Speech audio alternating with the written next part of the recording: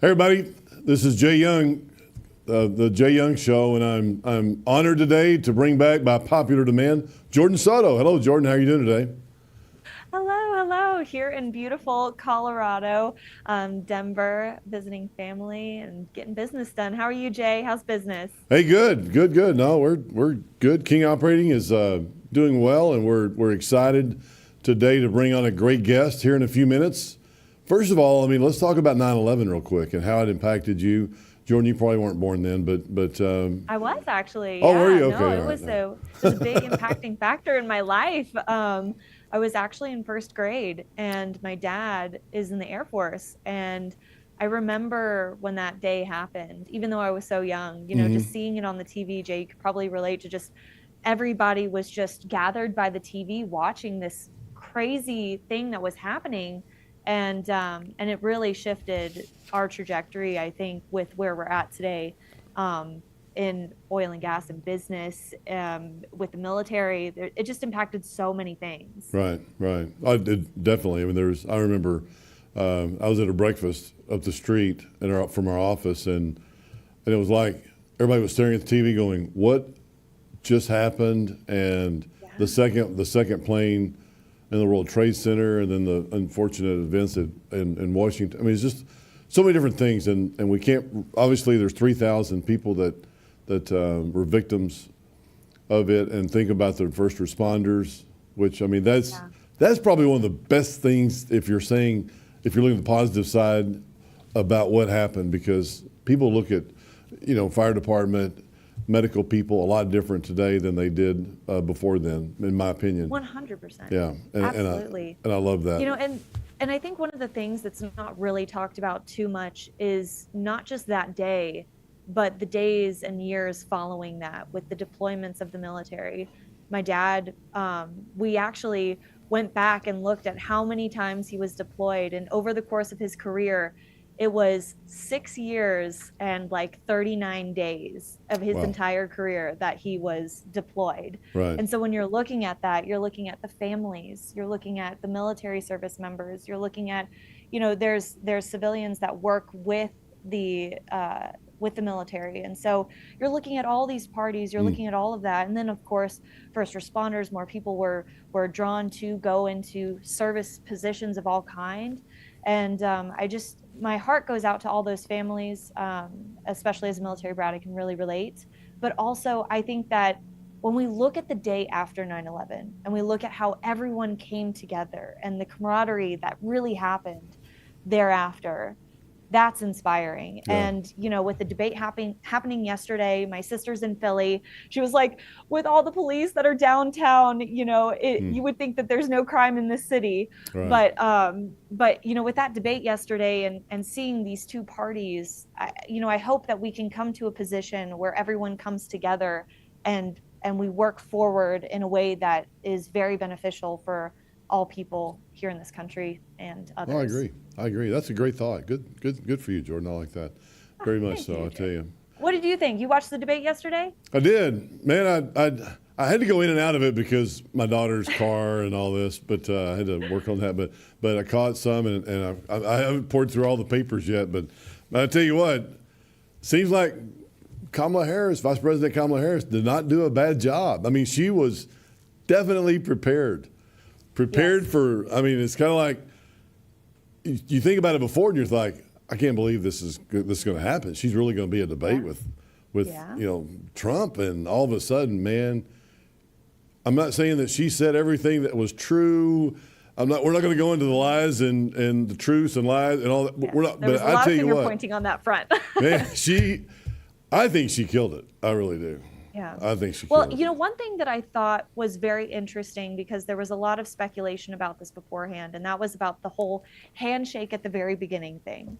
Yeah. And I saw that she made a point to go over and shake his hand no matter what he wanted to do. And she did that, and he gracefully accepted, and they went forward with that. And of course there was that finger pointing. It felt a little immature on that front. Hmm. But I think that they talked about some really good points. And Yeah. then at the very end of it, here we are. And next, it's up to America to choose. Absolutely. That was good. I mean, he took every bit of what she said in stride, and so did she. I mean, it's like, okay, I understand that's how you feel, and sorry you feel that way. I'm not going to react. Yes.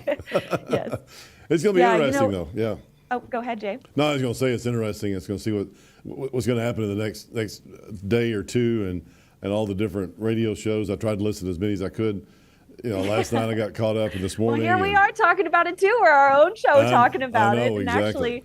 actually have a pretty unique perspective from Adam Coffey joining us today as well. 3-time best-selling author and veteran, might I add. And we're really excited to get his perspective on how this may impact business and where we're at post 9/11.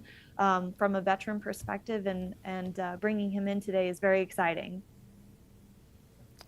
Yeah, hello, Adam. I'm glad you're here. Tell us something about yourself.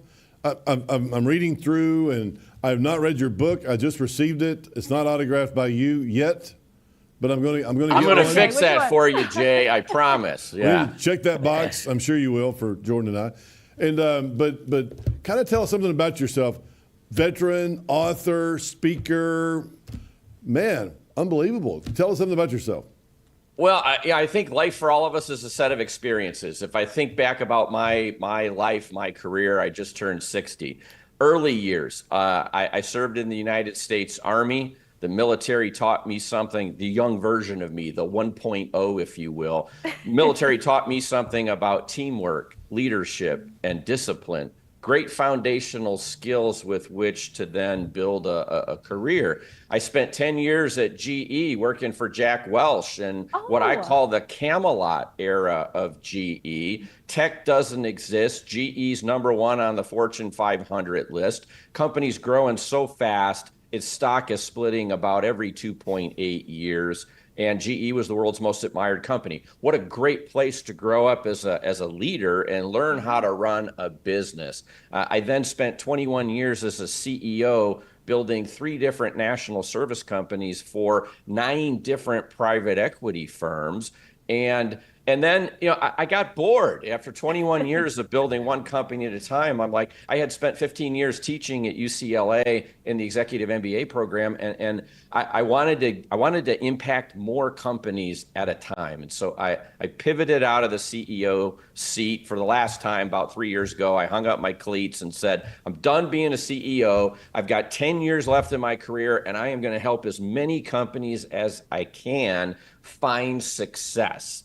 And so that's led to, now 4 #1 international bestsellers, but hey, who's counting anyway? I just had one come out a couple weeks ago, so that was the 4th. But definitely enjoying what I'm doing now. I actually work more hours today than when I was a CEO. And it's because I'm having fun again. So working with 68 different companies, about a dozen different private equity firms, coaching and helping leadership teams succeed, and that's what my newest calling and my version 4.0 is. So 1.0 military, 2.0 GE, 3.0 CEO, and now 4.0 author and consultant. Wow! Well, you're doing a fantastic job, that's for sure. Absolutely. Well, thank you. What does success normally mean to companies? When do all 68? I'm assuming you have 68 companies now you're working with. Do they all define success differently, or do you let them define success before you get in and start getting in with the screwdrivers? I think we all define success a little differently. There are those people who want to change the world, and they're not focused on generating wealth for themselves. I have other people who are, call it capitalist in its purest form, trying to build a big empire and monetize it. I didn't mention I had $2.5 billion in successful exits as a CEO.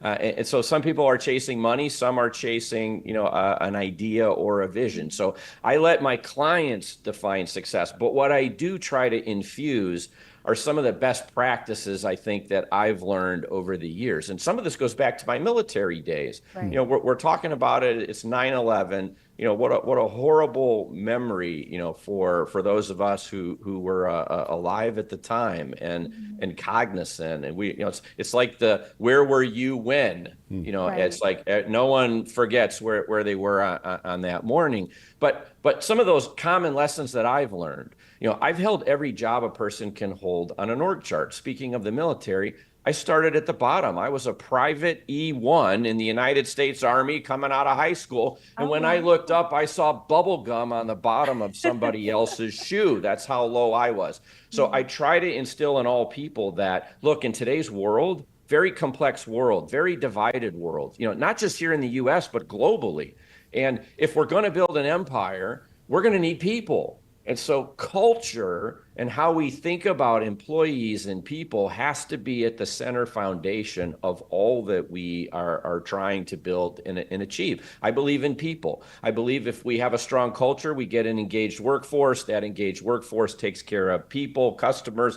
They give us more stuff, and revenue is an outcropping of all of that. Revenue just rains from the sky. So success in business starts with strong culture, servant leadership. I learned how to be a servant leader in the military. We didn't have a title for it back then. I go back to the Ronald Reagan era. That's how old I am. But at the end of the day, it's like it starts with people. All success starts with people. And strong culture begets, a strong culture that will help a company grow and scale and find success. So for me, I try to put some of those key learnings, into every company that I touch. Yeah. What a great place to work after the military, going to work with Jack Welch. I'm reading his book right now, and that's The Art of Winning, I think is what it's called, or Winning maybe is just what it's called. But he was talking about that. He was talking about people, and he was talking about culture, and not just having like the plaque on the wall, but really diving deep and making the sentences for the culture and mission make sense and be impactful. So I want to dive a little deeper into that. When we're looking at high functioning teams, right, and we're looking at the military, everybody is dependent on each other. Like, you have to be a team. When you're transitioning out of that the military world and into the civilian world, what was that transition like for you?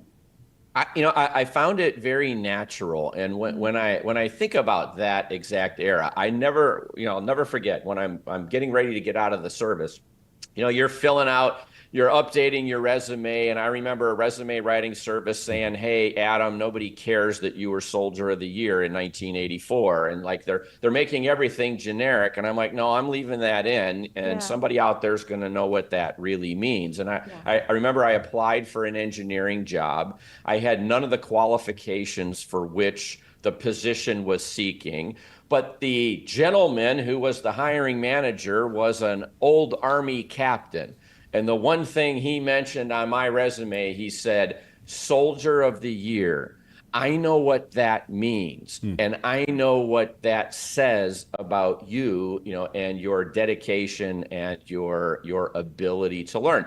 So he hired me on the spot. I didn't get the job for which I applied, but they found another place because he just wanted a Soldier of the Year on his team. So I would say that while a lot of the skills that we may pick up in the military are not necessarily directly transferable to a specific job per se, it's those character building things, the foundation, again, the leadership, teamwork, discipline, dedication to succeed, willingness to continue to fight even in even when there's insurmountable odds in front of you. It's put your head down, figure out, how do I solve this solution? How do I go through that wall, over that wall, around that wall, or under that wall? And so I think I learned a lot, but I think those skills, again, they were beautiful from a foundational perspective, because it's on top of that foundation, I then built the business acumen, learned how to run the company and do other things.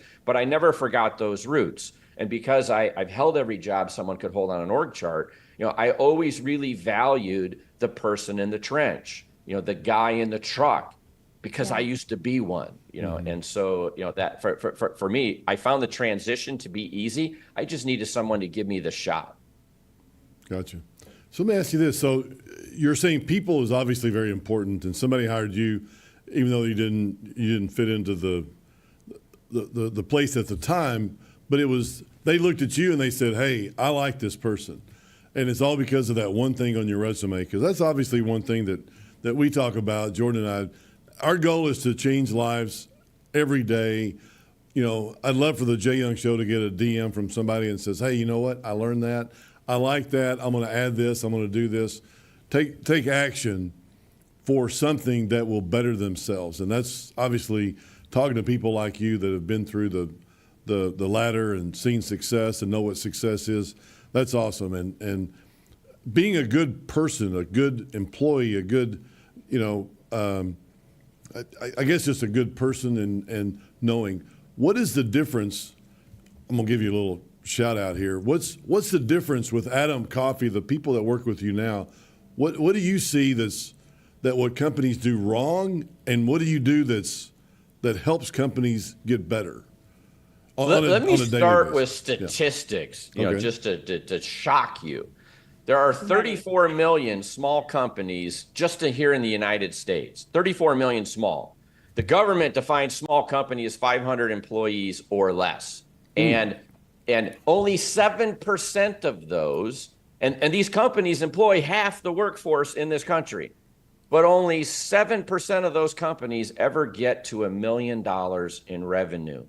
Only 4% of the 7% ever get to $10 million in revenue, and only 40% of those companies are actually profitable. Then you think at the other end of the scale, there's only 3,000 companies on the entire planet that have $1 billion in revenue. 2,000 public, 1,000 are private. And so success seems to be so elusive in business.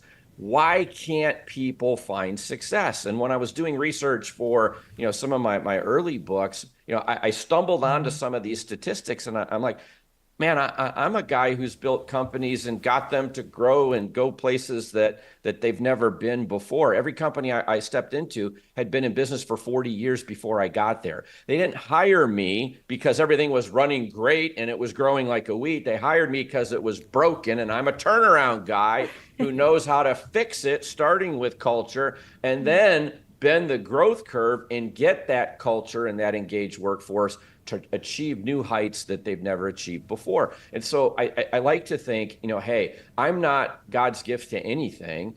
I'm not the smartest person in the room, but I've already stepped in every pothole that a business owner or a leader could step in. And so I think we learn more from our mistakes than we actually do from our successes. And as a result of that, my real goal and objective is to help people. It starts with the vision, and do we know where we're headed? Because it's really hard to know where we're going if we don't know where we're going. I actually teach a little skit about that. And I ask people, if I told you to get in a car and drive, but didn't tell you where to go, where would you go? And in 10 minutes, you'd be driving in circles. You wouldn't have a clue. And that's how most businesses are today. But if I told you get in a car and drive from Malibu to New York City, now you have a destination. Now you can plan. Now you can plan interim stops along the way. And you can make sure someone feeds the cats and gets the mail and waters the plants. And,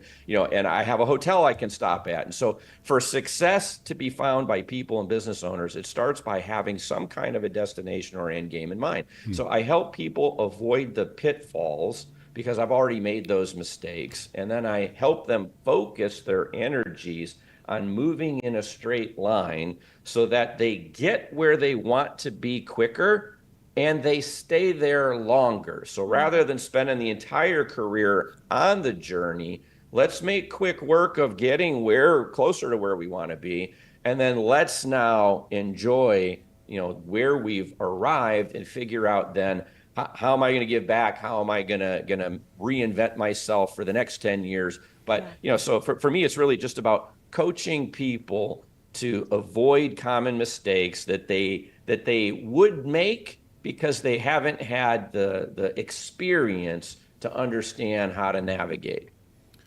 Yeah, but nobody really goes in thinking that they're going to make mistakes or that they don't know what they're doing or that they think, I'm going to start my own company because I want to work less and make more money. And my boss makes all my money now, so if I go out on my own, I'm going to kill it, right? And what are some And so everybody goes to work every day thinking that this is it. I mean, and they go in, they go, all right.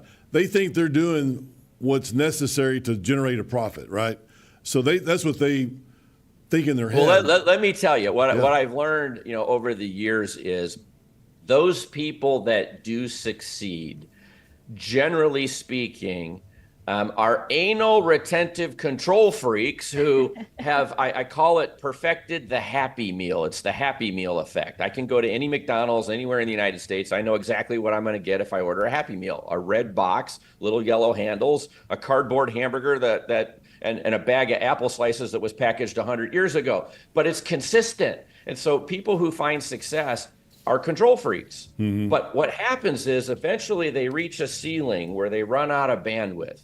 And in order to find a higher level of success, they think they've arrived. I'm successful, and bless them, they are. They beat incredible odds to get where they want to be. They blew through that $1 million mark. They blew through that $10 million mark. But most people run out of bandwidth at about 20 to 30 million in revenue. And so I tell people, you have to find your gearbox as an entrepreneur, and you have to learn how to go from being the first chair player in every section of the orchestra to becoming a conductor. Instead of managing minutia, we have to learn how to manage process. We have to learn how to hire good people, empower them, articulate a vision, and then hold them accountable, but get out of their way and get decisions being made in an organization at the lowest level possible with the real-time information that's needed to make adjustments, rather than having every decision having to come all the way up to the top and then float its way back down.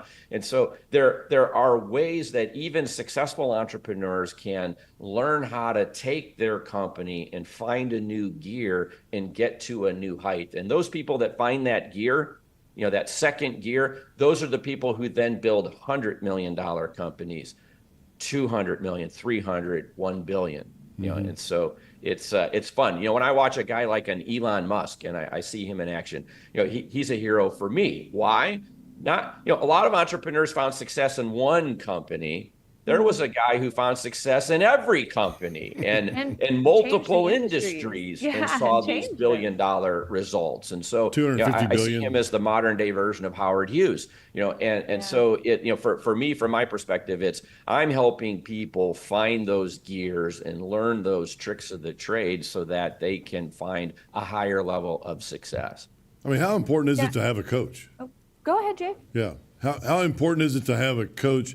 Even if you're brand new, or I listened to Zig Ziglar back in the day, and then Tony Robbins, and that was kind of my coach, but not really. I mean, it was motivational. I got all excited, but then I didn't know what exactly to do, because Zig Ziglar didn't come out and tell me, Jay, this is how you generate sales, and this is how you pay your bills, right? So, how important is it a coach, and how? Tell me an example. I guess an example of what's the most common mistake that people make, and what have you done to fix it? So so great question. First of all, I think in today's world, in today's generation, we're technology has connected the globe. Information moves at the speed of light. And this generation, I'll call it, that we're living in today, not just an age group of people, but just the times that we're living in today. People are so much more receptive to getting coaching than potentially we used to be. I remember as a young guy, I had that arrogance of early success. No consultant can tell me what to do. It's like they're a consultant because they couldn't cut it, in the real world. That was your kind of mentality. If you can't do, teach.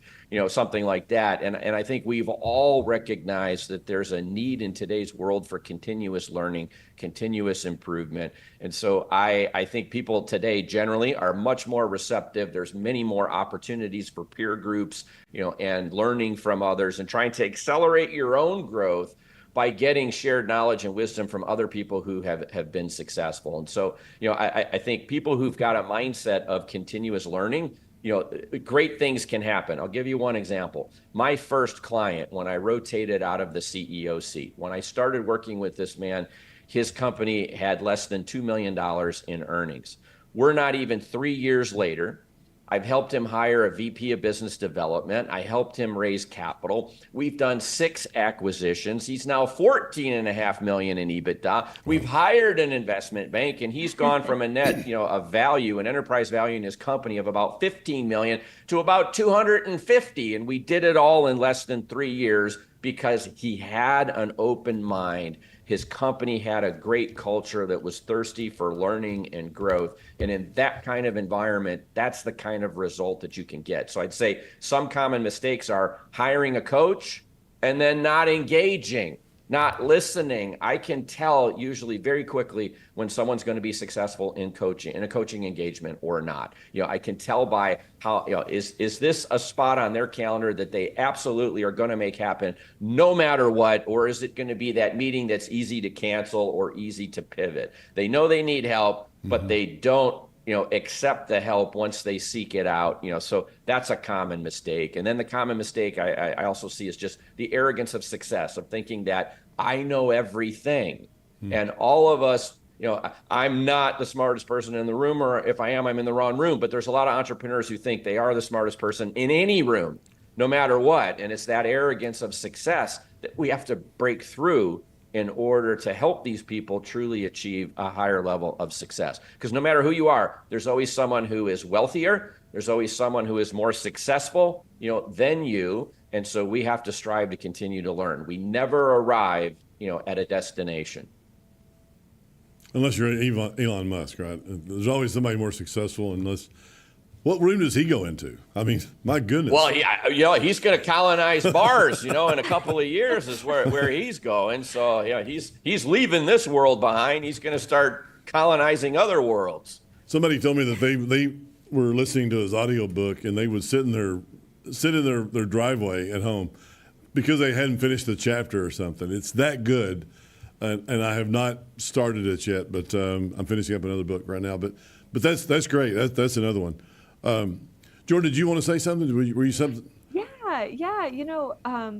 I was thinking about leadership, and I was thinking about businesses and processes and how the world is really just accelerating, especially with this AI talk that just seems to be on every single person's mind.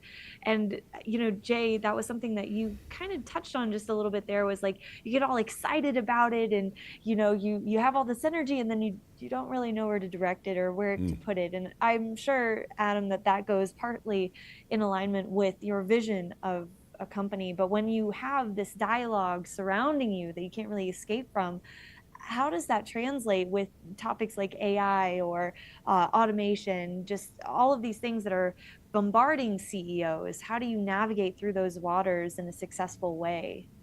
Well, yeah, ultimately, I think we have to stay intellectually curious. This AI will, there's no doubt, AI will change the world, absolutely change the world. But, like most, I'm an author, and, I played with Chat GPT in various forms. Like, here's an article I wrote for Forbes, my way. I'll feed that into Chat GPT and see what it does with it. And after a while, it's like, what?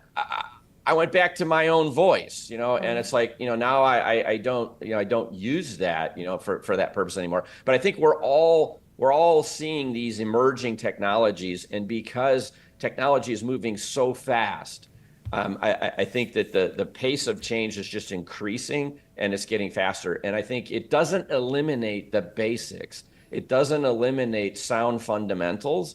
And so I think we as leaders, while it's out there, and I know a lot of people are freaked out by it, it's going to disrupt my job. No, I think ultimately AI enhances everything that we do. It doesn't eliminate what we do. It enhances it. It allows us to do it better, potentially with more consistency or faster. And so I think as an organization, if I'm leading a company, if I'm a leader, CEO, we need to be, intellectually curious about these new emerging technologies. I don't know that we need to radically change the world in a second. This stuff, I remember my brother and I owned an insurance agency for a number of years. And I remember when Elon Musk, I had a Tesla, and the first day autonomous driving was turned on in my car, I'm sitting there videotaping myself while my car's driving itself down the 91 freeway in California. And I'm thinking, wow. And my brother and I were immediately thinking, autonomous cars is going to eliminate the need for insurance companies because all cars will drive themselves. They won't smash into each other, and no one's going to need car insurance, or the premiums are going to go way down. We're going to get creamed. I better hurry up and sell my insurance agency. But the reality is we're decades away from, that potential coming. Is it coming? Sure. Once upon a time, there was literally a blacksmith on every corner, in America, and they were reshoeing all your horses. Mm-hmm. And then came the car, and now there aren't blacksmiths on every corner. There's gas stations, and maybe those will go away and become car chargers. But the truth is that the world develops. New technologies are going to always be present. We need to remain curious about what they are and how they might augment our workforces. I always look at it this way from a technology standpoint. I look at all employees at all levels of a company. I don't care if you're a janitor or a CEO. And I think about there's high value work that we do and there's low value work that we do. Right. I want, as an example, a technician with a skill, to be in front of broken equipment, repairing it and fixing the customer's issue or problem. Wasted time or low value work is filling out paperwork. It's driving from one location to another. It's chasing parts, and so how do I automate some of these low value tasks that we all have to do? It's a repetitive part of our world that needs to be done, but it doesn't really add a lot of tremendous value. And how do I use technology to eliminate that stuff so that our workforce at every level can focus more of their time on the high value work that truly adds value to our customers. And so I think learning how to adapt our companies to these new emergent technologies, knowing what's the right level to infuse that technology into our organization. We don't eliminate the human component, we augment the human component. So remain curious and be willing to try new things. And if you continuously are reinventing yourself and your organization and asking why we do the crazy things we do and trying to disrupt yourself before some other competitor disrupts you, as an outcome of what they're doing, it's like, as long as we remain curious and we keep on reinventing ourselves, we'll always be on kind of the cusp and the leading edge of that technology. Yeah. No, that's good. I guess you've heard of Vistage, and CEO groups like that. What are your thoughts of them compared to coaching, or do you need coaching with that? Or if you're just starting out or within the first year of your career, kind of, and I've had a coach for a long time, and I've been in Vistage, I've been in Tiger 21, which is a different level, but all these different groups, and I love being in groups. I love because they put together some great speakers and people like you that come in and speak to a big group of us. And then what is it that you do? I guess that's 2 questions, 3. Jordan, you know how bad I am at this. I'll start firing off questions so fast because I'm afraid Jordan's going to want to talk. I'll be like the debate last night. I got my piece of paper so I can take my notes real quick. I know, and Geraldo in there's going to my microphone. What is it that? So, do you like CEO groups? If so, have you been involved in any? And also, kind of what is a coach? Somebody like you got all these companies. How can you make a difference in my company? Or how does a coach? Do they come into your office and they tell you? So I have peer groups as well. So I call it the chairman group, and so I have a white label, call it my own version of a Vistage or a YPO. Yeah. So some people enjoy, I'll call it the peer-to-peer interaction and the crowd, solving of an issue. And so what I find in a Vistage, or even a YPO, a different kind of, different chapters, it's like different groups and different chapters, impact people in different ways. And so, not every group is created identically. And so it's highly dependent upon who the leader of that peer group is and who the cohort is of people that are in that. And so I think you have some variation in level of effectiveness, but I think that peer groups absolutely serve a time and place. And so I do have a peer group. I think I have 38 different companies, call it leaders, founders, all founders, different industries. I have little mini cohorts of groups of people. And some people like that that learning style. And then I work with another 30 that's one-on-one, and so some people are more about, let's solve my issues, let's solve my problems. I like the peer group concept, but I don't want to have my personal time diluted because there's a group component. And so some people value less that group dynamic. Other people, enjoy it. So I think there is no right or wrong. If you're a person who's thinking about a peer group and or a coach, what I would tell you is try. Don't be afraid to try. And if you get into a peer group and you say, I'm talking more than I'm listening, I'm adding value to others, but I'm not receiving value, maybe I'm in the wrong peer group. And so maybe I need to think about then changing. So think of it like anything else we do in life. There's different flavors of ice cream, and we like some better than others. But the only reason we know is because we've tried them. Right. And so I'd say when it comes to coaching, be open to learning. That's the first key. Once we're open to learning, try a peer group, see what the value component is. And or potentially if you're not getting what you think you need or deserve, or it's not concentrated enough to just be about you, then potentially seek out a coach. And again, here, just like a peer group, it's highly dependent on the coach. Some coaches would be better than others. Some teach it from an academic perspective, but have never walked in your shoes. Others teach it from a practitioner's perspective, and have walked the road that you're seeking to travel. And so there's different flavors, different styles, and we just need to be open to trying and seeing what fits us best. And so I think you've got a group of people who are just resistant to coaching and or peer groups. You've got a group of people who are open to trying, and they need to do just that, try, and understand that there are variations and differences. When I work with my peer group, I do limited one-on-one coaching about their specific issues. And then we do a lot of group events and group content. So there's learning, but it's a shared learning, and it's very little one-on-one. When I'm doing one-on-one coaching, it's all about them. It's tailored specifically to their need. And so it's all, one-on-one about their world. But they miss out on that peer, that peer learning or joint learning, or learning that other people. If I take any problem and I make it generic, I find that there are no new problems in the world. Every problem in business has been solved before, and so when I make a problem generic, then I can learn from others, who are in similar sets of circumstances. And even though their industries are different, how they think through those issues. How do I find growth when I'm in a red ocean market where it's a race to the bottom and the lowest bid is winning? And how do I pivot and find blue ocean and new profit streams? When I think about an industry specific, it's hard to get that peer group. But when I think about it generically, everybody faces problems like that, and I can learn from others. It's kind of case study learning rather than individualized. So I think there's a place for both. Okay. I got one more question, and then I'm going to let Jordan finish up her questions. I have one more question too, Jay. So Okay, there good. we go. You Hey, go first. is there one common, when you sit down with somebody for the first time, a CEO, is there one common mistake that, you just kind of, in the back of your head, you're going, yep, here we go again. Is there anything in particular, if you sat down with me and you spent 5 minutes with me, and all of a sudden you go, oh, yep, there he is.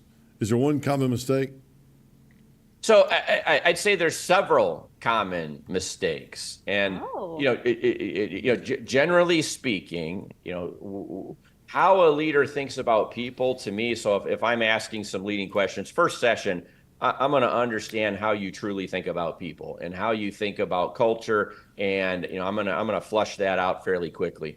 But then I'm also going to think about how you perceive those around you, not just from a cultural perspective, but then from a how you think about hiring, and how you think about benefits. And I can learn a lot about a CEO just by asking him about describe your 401k plan to me, and I can learn a ton.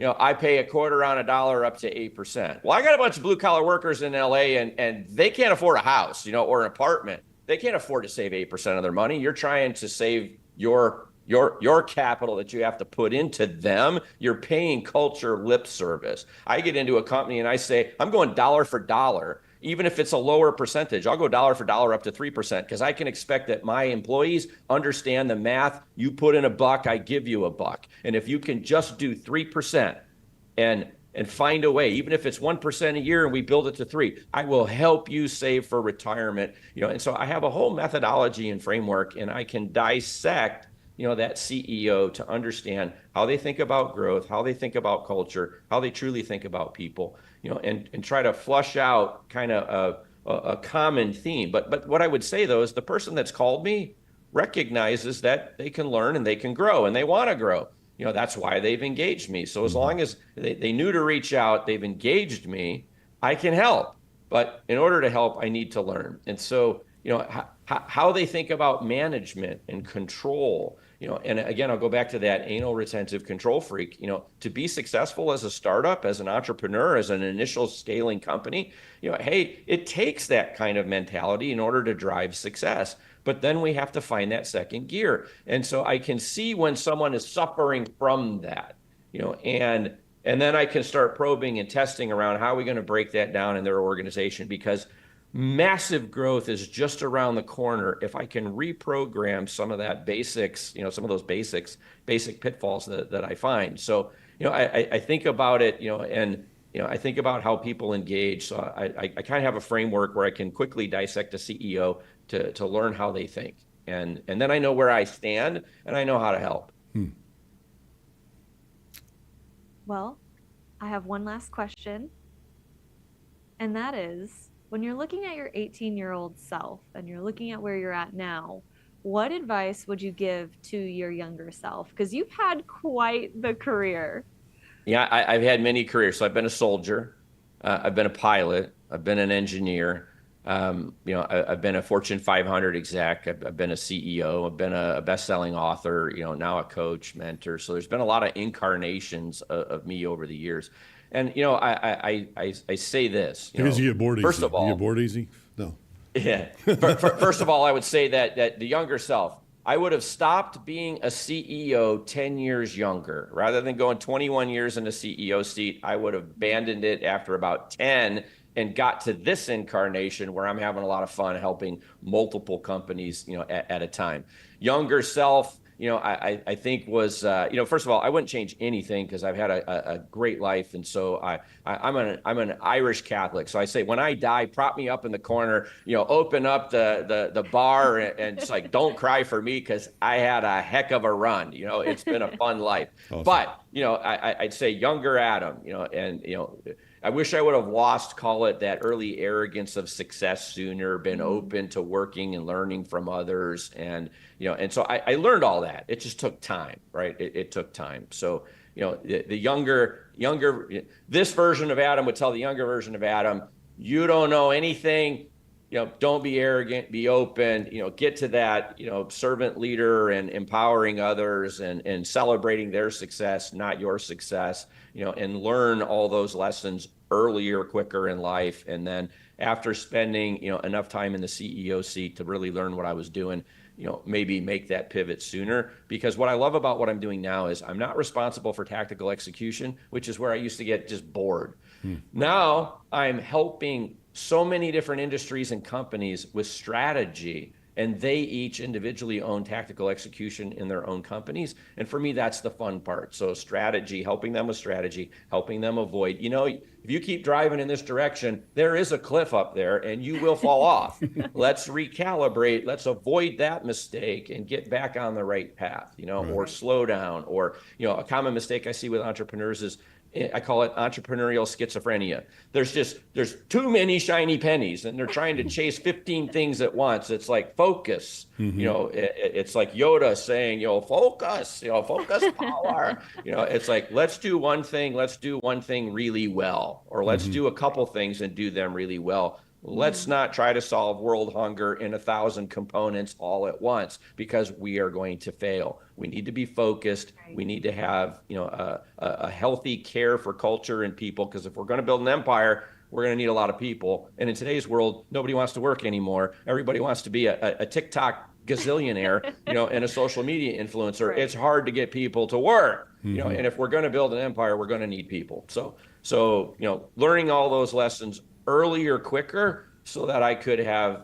gotten to that more mature level faster, that would have been the younger me. Yeah, that's a good conclusion. I'm assuming, is there anything else you want to add to that, or is there anything you want to finish up with? I know there's a lot of, there's been so much good information here. I've learned a lot, and I can't wait to read the book.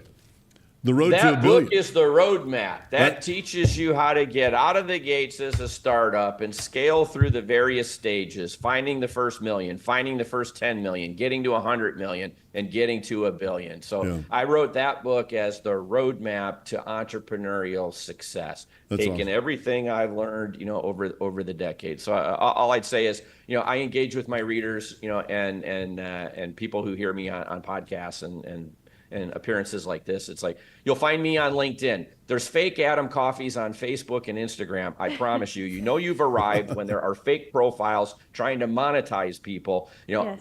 You'll find Adam on LinkedIn. That's where you'll engage, and you'll engage with me because it's not a team of media people that are in my social media accounts. It's me. I answer every inquiry, and I get up at a very early time. Thank you, military. That skill never went away. All my books were written between 4 a.m. and 6:30 a.m. It's like, my quiet time is very early in the day. And so reach out on LinkedIn, love hearing from people and engaging with people there. So thank you for having me. And thank you to all your listeners out there for listening in. Absolutely. And again, Empire Builder, The Road to a Billion, Adam E. Coffey. Don't go to the fake Adam E. Coffey, go to the real one. On LinkedIn, you'll find him, and I'm really excited. Jordan, anything you want to add to finish up? No, thank you for your service, and thank you for helping build businesses better. We really appreciated having you on the podcast today. It was a delightful conversation. Isn't that awesome? Thank you. Awesome? Thank you very really much good. to everybody out there. Absolutely. Adam, we didn't get into the debate too, or politics or anything else. I thought about it halfway through the show, and I'm like, I don't want to go down that road. We want to stay business. I think what we need as business owners is consistency and stability. And I never thought I'd say this, but boy, you could give me Bill Clinton and Tip O'Neill, or you could give me Newt Gingrich, Newt Gingrich with Bill Clinton, or Tip O'Neill with Ronald Reagan. I'd take those days back when America's left and right were still talking, and give me that. Business people, we need stability, stability in our markets and in our government. It's we're off the rails sometimes with our politics, and yes, to say the least. But we're going to finish up. Adam, thank you very much for coming on the show today. We're excited to have you. We're going to have a lot more shows just like this. And Adam, I want you to come back, give us an update on who you've helped lately, or not a name, but just a cause. I mean, it's like that's what we want to know here on the show. Is like, what can we do to help others? And maybe there's one. I mean, they're not. Something I didn't mention. All my royalties, 100% of my royalties from all my books, I donate to charity. Awesome. Wow. That's great. That is great. Amazing. Very good. All right. Well, everybody, thank you very much for showing up today. We're going to be back on Friday with another guest from our church here in Plano, Dallas, Plano, and we look forward to seeing you there. Until then, you got 2 days to read the book and get acclimated, and we're going to ask questions about this. We're going to stay involved. So thank you very much, everybody. Have a great day, and see you again here soon.